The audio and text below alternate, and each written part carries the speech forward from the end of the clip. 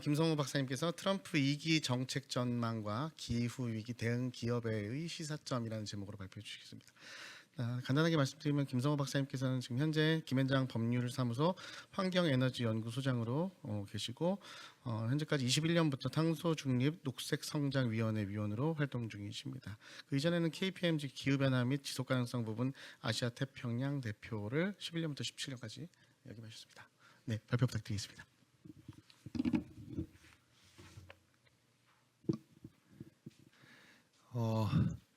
시간이 많이 지나서 저는 이제 슬라이드에서 핵심 내용들 위주로 말씀을 드려보려고 하는데요. 이제 트럼프 대통령이 당선이 되면서 그 기후나 환경 정책 또 에너지 정책은 어떻게 될지를 전망을 한 것이고요. 저희가 한 2달 정도 준비해서 전망을 한 것이라 업무 분야에 따라 좀 참고하실 수 있을 것 같긴 합니다. 커버리지가 넓기는 한데요.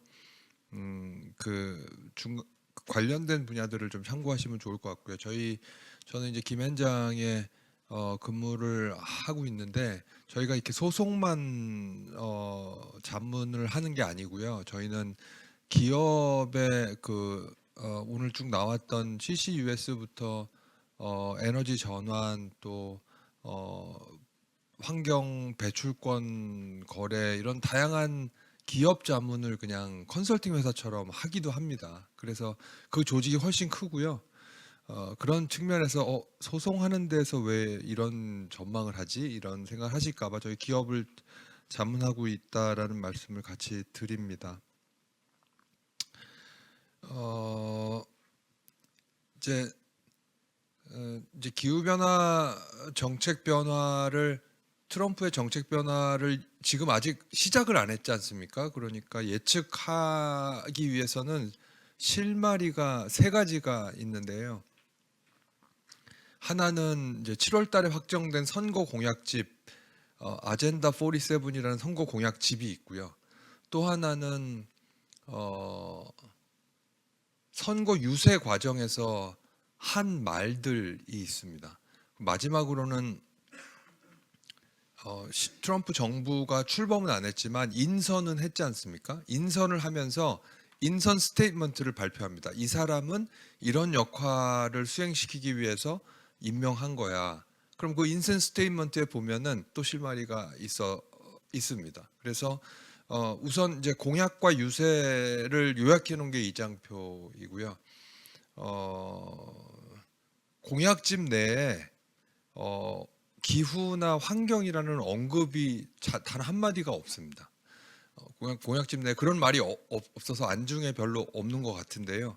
에너지란 얘기는 되게 많습니다. 그래서 기후나 환경에 관련된 그 이야기를 왼쪽에다 좀 뽑아 놓아 본 것이고요. 그래서 요약하면은 파란색과 빨간색이 결론입니다. 풍부하고 안정적인 에너지를 적극 활용하겠다. 그러니까 환경 때문에 환경보다는 환경은 모르겠고 경제성을 극대화하는 정책을 피겠다. 이게 이제 첫 번째 기조고요, 방향이고요. 두 번째는 환경 때문에 그동안의 전기차 보조금이라든지 해상풍력 같은 비싼 기술 가격이 비싼 정책은 축소하겠다. 이렇게 2가지 방향인데요.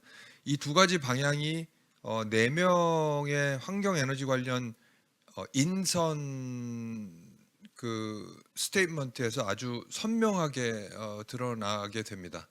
그래서 이제 환경보호청장은 원래 친환경 법안에 계속 반대하시던 분이고요.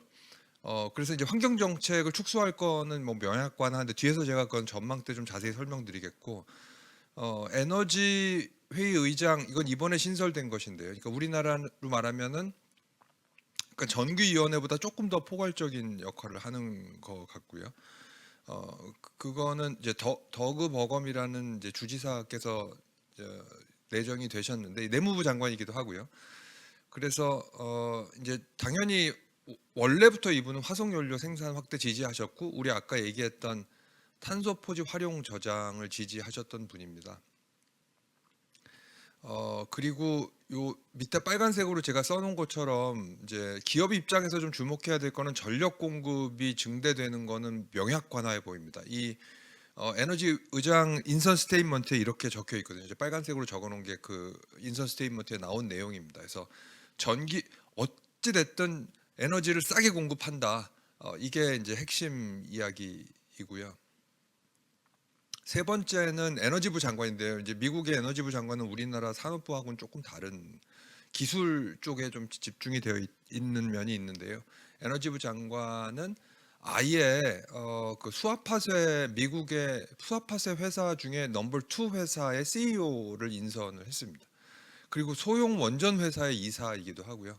그러니까 인선을 보면은 이제 그 약간 맥락이 보이는 것이고 이분은 당연히 화석연료하고 연자력 확대 자기 CEO로 쭉 해왔던 또 보드 멤버로 있었던 회사를 대변하는 듯한 인선 스테이트먼트이고 증권거래위원회 위원장도 이제 기후 정보 공시 의무화 규정을 지금 이제 그 공시와 의무를 의무는 다 공청회도 끝났지만 소송 때문에 이제 펜딩되어 있는 거를 다시 제기할 것 같지는 않다. 이제 이렇게 쉽게 예상해 볼 수 있습니다.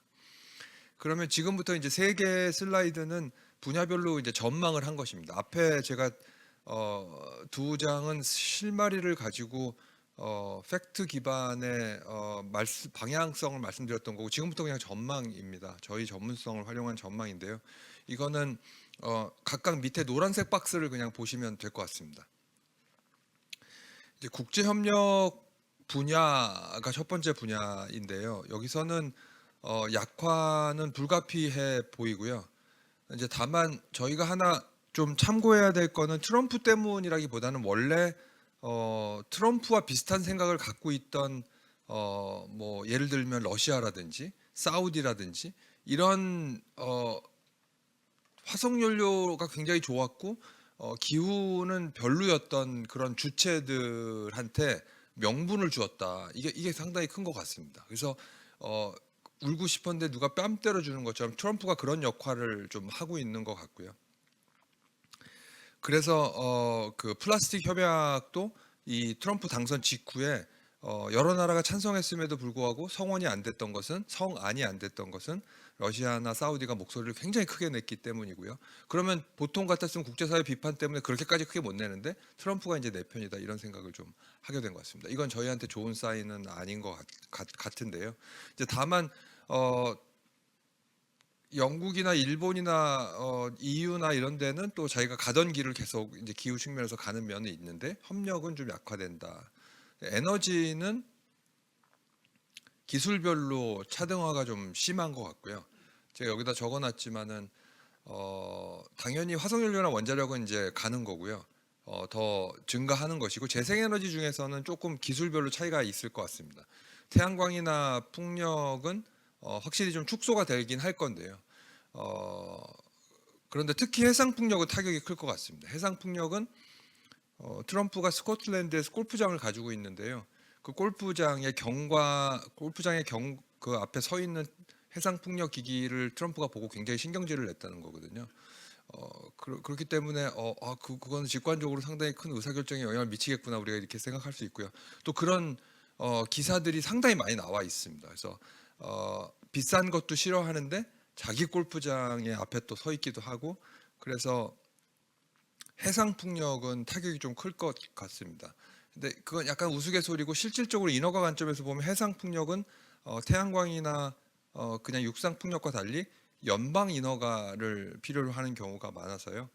타격이 좀 크겠다. 그런데 그럼 미국 내에서 과연 얼마나 재생에너지가 줄어들 거냐 향후 10년 동안 이렇게 예측한 자료를 보면요. 한 17%에서 10년 동안 한 30%의 신규 설비가 감소할 것이다. 이렇게 전망을 하는 기관들이 꽤 많습니다.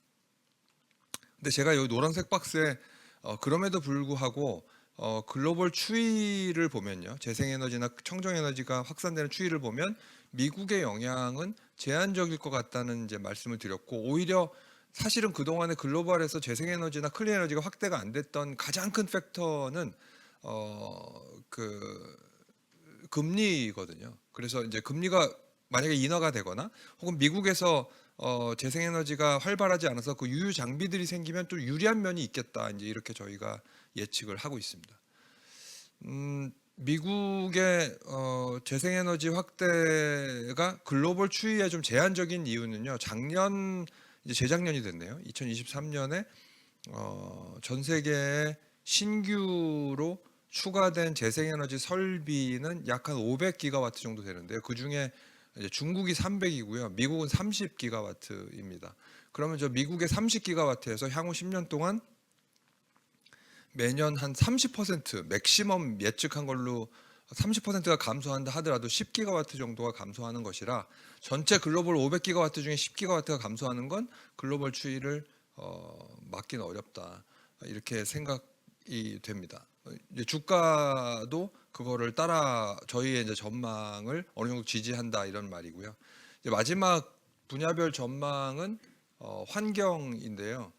환경 측면에서는 그 아까 환경청장의 인선 스테이트먼트에서도 보셨듯이 당연히 배출 관련된 규제 완화는 그게 차량의 배출 규제이든 발전소의 배출 규제이든 그런 환경 규제들은 당연히 완화가 될 것이고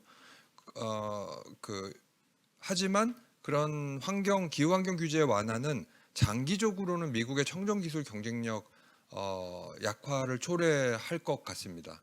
여기서 이제 저희가 하나 봐야 되는 포인트는 그런데 이 환경 규제 중에서도 마침 트럼프의 에피타이트하고 얼라인되는 규제가 있는데요. 그건 완화될 것 같지 않고 오히려 생길 수도 있다 이렇게 얘기할 수 있는데요. 그게 탄소 국경세입니다. 이제 저희는 미국에서 나오는 법안들을 계속 모니터링을 하고 있는데요. 이미 공화당하고 민주당이 합의하거나 아니면 공화당 주도로 발의한 탄소 국경세 법안은 지금 트럼프가 들어왔을 때도 통과될 확률이 꽤 있지 않겠습니까? 이제 그것은 미국 내에 탄소세 부과하지 않으면서 외부에서 들어오는 수입품에 대해서만 탄소세 부과를 하는 법안들입니다. 그 법안은 살아갈 것 같고 미국의 띵크탱크들도 많이 그렇게 예측을 하기 때문에 탄소 국경세는 도입이 되겠구나 이제 이렇게 생각해 볼 수 있겠습니다. 이제 그래서 우리 기업들은 무엇을 해야 되는지라는 시사점이 그 다음에 나오는데 그 전에 저희가 우리 기업이 무엇을 해야 되는지를 알려면 기업의 경쟁자가 누군지를 알아야 되고 그 기업의 주로 경쟁자나 우리 기업들이 경쟁할 때 상당히 우리 기업을 힘들게 하는 주체는 중국입니다. 그래서 이제 중국에 대한 분석을 잠깐 해야 우리 기업은 도대체 이 트럼프 위기에 뭘 해야 되는지가 나오지 않겠습니까? 근데 중국을 잠깐 말씀드리면 저희는 좀 이제 중국 팀도 있지만 중국에 대한 분석을 이제 계속 당연히 하고 있고 중국이 고객이기도 하고요. 근데 이제 왼쪽에 있는 그래프가 뭘 나타내는 거 하니 이제 청정 기술로 일컬어지는 에너지 전환하려면 이 기술들이 꼭 필요하다는 기술들을 Y축에 쫙 나열을 해놓은 건데요. 태양광과 태양광의 부품, 그리고 풍력과 풍력의 부품, 그리고 배터리와 배터리의 부품, 그리고 수소를 생산하는 설비를 쭉 나열한 것이고요. 그 이제 막대 그래프로 쫙 되어 있는 게 글로벌 국가별 시장 점유율입니다. 그 생산 캐패시티를 기준으로 한 것인데요. 그런데 예상하셨다시피 오렌지 색깔로 되어 있는 대부분의 그 점유는 중국에 의해서 현재 점유가 되어 있습니다. 이거 2023년 기준이고요. 저는 그 이제 포스코에도 근무를 했었는데 철강이 우리나라 철강으로 예를 들어보면은 우리나라 열형 강판이 예를 드는 게 아니라 열형 강판이 판매 가격이 톤당 100만 원 정도 되면은 중국의 열형 강판은 톤당 70만 원이거든요. 그 30만 원의 차이는 저희가 혁신으로 이렇게 따라잡을 수 없는 차이입니다. 옛날에는 제가 포스코를 다닐 때만 해도 제품 차이가 많이 났거든요. 조선소의 배를 만드는 철판은 뚱뚱한 철판을 휘어야 되는데 중국은 그게 잘 안 되거나 휘면 부러지거나 아니면 오래 못 가거나. 그런데 이제는 성능을 많이 쫓아왔습니다. 그러니까 성능이 비슷한데 10만 원과 100만 원과 70만 원의 차이는 저희가 따라잡기가 어려운, 그러니까 만나면 안 되는 적이 된 것처럼 느껴지거든요. 근데 이제 이 그림은 너무 좀 우울한 게 청정 기술이라는 건 저희가 아직 에너지 전환 시작도 안 했거든요. 저희는 에너지 전환 전 세계에서 파리 협약이 대대적으로 맺어지기 전에 또 전 세계 에너지 소비 기준으로 80%, 84%가 화석 연료로 썼고요. 지금 파리 협약도 맺어지고 세상이 막 기후 변화 온통 얘기를 하고 있는데 지금 현재 전 세계 1차 소비 기준 에너지 1차 소비 기준으로 지금 화석 연료가 차지하는 비중이 82%입니다. 그러니까 그동안에 2% 낮춘 거거든요.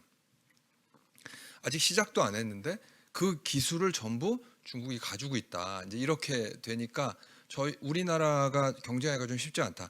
그러니까 이제 저는 이제 오른쪽에는 뭘 써놨냐면 중국이 최근에 탈탄소 정책들을 원래 자기네가 목표로 했던 것보다 5년, 10년 앞당겨서 다 달성하거든요. 그렇기 때문에 그 좀 약간 무서운 생각도 좀 들었고요. 중국은 예를 들어서 중국이 저희가 에너지 전환이라는 큰 화두가 없다면 중국이 자동차 시장에서 전 세계 절반의 차를 판다는 건 상상할 수가 사실 없는 거 아니겠습니까? 그러니까 그런 산업 정책으로서 탈탄소를 활용하는 데에 상당히 성공을 거두다 보니까 드라이브를 엄청 세게 거는 것 같은 느낌을 받거든요. 이 돈이 돼야 이렇게 계속 하지 않겠습니까? 그래서 이제 그 좀 무서운 얘기들이 있다. 하지만 우리 기업들은 그래도 이 트럼프와 중국이 이 어려운 사이에서도 저는 기회가 있다고 보여지고요. 그리고 이거는 아주 작은 기회가 아니라 큰 기회가 있다고 저는 보여집니다. 이제 리스크하고 어퍼튜니티를 나눠놨는데요. 위하고 아래를 보시면 이제 위가 미국 시장에서 우리 기업이 좀 집중해야 될 일이고 아래가 전 세계 미국 외 시장에서 집중해야 될 이 일로 이렇게 두 개를 나눠 놓은 것이고요. 미국 시장에서는 제가 아까 말씀드렸다시피 청정 에너지 기술 중에 우리나라가 이미 갖고 있는 기술들이 많거든요. 근데 중국을 만나면 좀 경쟁이 깝깝한 가격 차이가 좀 나니까요. 그런데 미국 시장은 상당히 이윤을 좀 많이 보장하는 시장이긴 합니다. 돈을 잘 법니다. 수익이 많이 나요. 그런데 이제 미국 내에서 트럼프가 들어오면서 관세를 올려주면 더 올려주면 그럼 중국의 제품은 더 미국 내에선 설 자리가 없어집니다. 그러니까 지금 OCI나 한화 같은 데는 벌써 태양광 그 밸류체인상에 있는 설비들의 흑자 전환을 다 기대하고 있는 이유이거든요. 그래서 여기 보면은 태양광이나 에너지 저장 장치 같은 거는 저는 대중 견제로 오히려 저희가 반사 이익을 볼 게 명확하고요. 그리고 이제 트럼프가 에너지를 공급하지 않겠다는 게 아니고 무슨 에너지든 상관없이 싸게 공급하겠다는 거니까 우리나라가 변압기나 커다란 두꺼비집이나 전력 케이블이나 이런 건 미국 시장에 이미 진출을 해 있고요. 그런 거는 AI의 수요 증대와 더불어서 우리나라가 폭발적으로 팔 수 있는 기회가 열려 있어요. 이것도 중국하고 만나면 답이 없습니다. 그런데 마침 미국이 그 관세로 미국 시장을 이렇게 약간 중국이 못 들어오게 해주면 저희는 시장을 확대할 기회인 건 분명합니다. 저희가 기존의 회사들보다는 우리나라의 전력 인프라를 파는 회사들이 상당한 경쟁력을 가지고 있습니다. 그리고 원자력도 이제 같은 측면에서 보시는 게 좋겠고요. 그래서 트럼프가 좋아하는 에너지에도 우리가 팔 게 있고 트럼프가 싫어하는 에너지에도 우리가 팔 게 있다.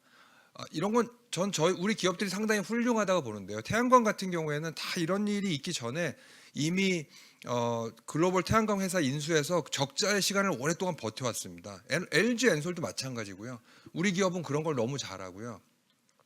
전력 인프라도 LS 산전 같은 데가 이미 10년 전에 미국 시장을 진출을 했습니다. 엄청 적자를 보고 코로나 때 좀 마켓을 뚫어서 지금까지 잘 온 거거든요. 이제 기회가 된 것이라서 이제 그런 이게 우리가 생각보다 어퍼튜니티가 암울하진 않습니다. 우리 기업들이 잘 이미 해놓은 것들이 있어서 그렇게 보여지고요.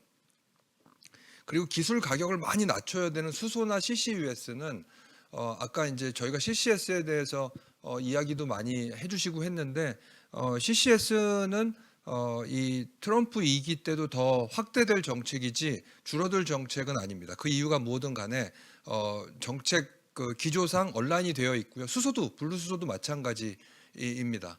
그래서 이제 이런 기술 가격을 많이 낮춰야 하는 프로젝트는 우리나라가 미국과 같이 협력을 통해서 많은 파일럿 프로젝트를 해보고 그리고 그 실적을 쌓아가는 기술 가격 하락의 실적을 쌓아가는 게 좋겠다 이런 생각이 들었고요. 반면에 그 미국 시장 이외에 이제 여기 제가 밑에다 써놓은 글로벌 시장에서는 중국 제품하고의 경쟁이나 중국 제품을 마주하지 않을 방법이 잘 없는데요. 여기는 오히려 거꾸로 저탄소 제품에 좀 저희가 승부를 걸어봐야 하는 게 좋겠다 이런 생각이 들었습니다. 왜냐하면 EU 마켓 같은 데는 저탄소 제품, 그러니까 제품을 만드는 과정이나 제품이 사용되는 과정에서 이 제품이 탄소를 얼마나 배출하는지에 따라서 판매를 하고 못하고 결정되기도 하고 그거에 따라서 제품의 가격이 결정되기도 하기 때문에 탄소 제품을 낮추면 좀 싸게 팔 수 있다. 혹은 탄소 제품을 낮춰야 판매가 가능하다. 이런 시장들은 미국이 관세를 쳐주듯이 중국 제품에 비해서 저희가 아직은 우위를 점할 수 있겠다. 이런 생각이 들어서요. 이제 우리 기업에 이렇게 이런 시사점으로 우리 기업이 이런 일을 하려면 두 가지 정도를 좀 하셔야 될 필요가 있는데요. 하나는 기술 확보를 할 필요가 있고요. 내가 무슨 기술로 내 제품의 탄소 배출을 낮출 건지를 좀 판단해 볼 필요가 있지 않겠습니까? 그런데 이제 투자 의사 결정을 할 때 지금처럼 불확실성 트럼프까지 온다고 하는데 수요를 만들어 주지는 못하니까요, 정책이. 그러면 투자를 얼마나 어떤 속도로 해야 될지 도무지 알 수가 없는데 그럴 때는 이 특허 데이터로 분석을 해보면은 어느 정도 의사 결정을 데이터 기반으로 보완할 수 있습니다. 이거 제가 항상 기고나 혹은 제가 발표할 때마다 말씀을 드리는 것이라 저희가 이제 우리 회사가 갑자기 이제 김현장이 무슨 기술이냐 말씀하실 수 있겠지만 저희가 변리사만 300명이 있는 조직입니다. 그러니까 기술 조직이기도 하거든요. 되게 좀 웃긴 얘기일 수 있는데요. 근데 그게 그런 것이 아닌 게 특허 분쟁이 생기면 우리가 이기고지는 핵심 논리는 다 기술에서 나와야 되기 때문에 그렇게 있을 수밖에 없는 것이었고요. 그게 이제 저희 굉장히 오랫동안 특허 데이터를 분석해서 이 기술의 속성과 기술의 랜드스케이프와 기술의 유망성 등을 분석하는데 저희는 아주 익숙해져 있거든요. 그래서 이제 그걸 탄소에 적용을 해보면 어떤 기술이 과연 이 불확실성에서도 살아남을지가 보인다는 것인데요. CCUS가 오늘 주제길래 제가 그 관련된 장표를 하나 갖고 온 것이고 이제 아주 1차적인 분석만 해봐도 여러 가지 포집 기술 중에 시계열상으로 양이나 특허의 질적으로 튀는 기술들이 있거든요. 그럼 튀는 기술들을 계속 딥다이브해서 들어가 보면 그 기술은 유망성이 얼마나 있고 글로벌 커버리지는 얼마나 있고 인용도가 얼마나 있고 이런 거에 따라서 의사결정 보완할 수 있다. 이제 그 첫 번째고요. 마지막으로 저탄소 제품을 만드는 거에 있어서는 탄소 국경세가 EU는 도입이 결정됐고 미국도 약간 변형된 형태로 탄소 국경세를 도입할 것 같으니 우리가 수출을 할 때 EU든 미국이든 내가 수출하는 가격에 탄소 국경세가 시장별로 도입되면 내 수출 가격이 원래는 10만 원이었는데 그게 11만 원이 될지 13만 원이 될지는 분석을 해야 된다라는 게 이제 그 설명이었고요.